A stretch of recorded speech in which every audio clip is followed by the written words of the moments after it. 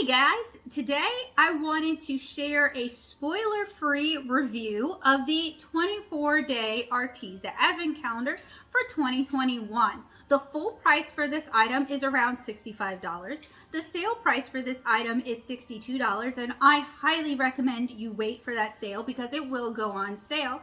And the value of this Advent calendar is around $68. So this Advent calendar includes a variety of art supplies, including gouache, acrylic, and watercolor, but I would not recommend this gift as a gift to a particularly young artist, let's say anybody under the age of 10, and certainly not without parental supervision.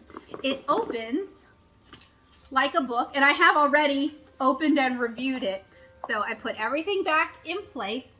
The interior scene is super cute. It would be very cute on display. The only problem is, as the cardboard doors are very flimsy and they're very prone to tearing, and it's going to end up looking crummy after you've started to open it. Unfortunately, although this calendar comes with challenges, much like the 12-day calendar, not all of them are listed on the days themselves, which makes it harder to follow along. And you're going to want to have internet access if you want to get the most out of this calendar, because many of the challenges are only listed on the Arteza blog post. Would I recommend this art supply advent calendar? Iffy. If you pay the sale price, then sure, it's worth that. But please don't pay full price for this calendar because there isn't much of a value save for that. There isn't a lot of savings there. It's not a whole lot of a deal. And when it comes to advent calendars, I definitely do expect a little bit of a deal. Most days only come with one art supply, although a few days do come with two. And something that kind of disappointed me about this advent calendar is that some of the supplies don't match the description of the days. So I feel like there's an element of care and finesse that maybe didn't see its way all the way through to this advent calendar.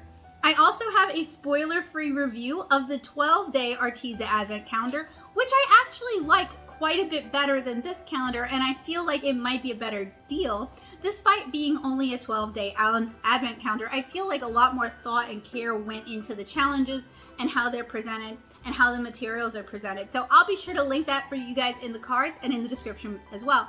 I also have a full review where I totally go through all 24 of these doors. We talk about everything inside and the prices, and I have a link for that review in the cards as well. So hopefully you guys will check it out.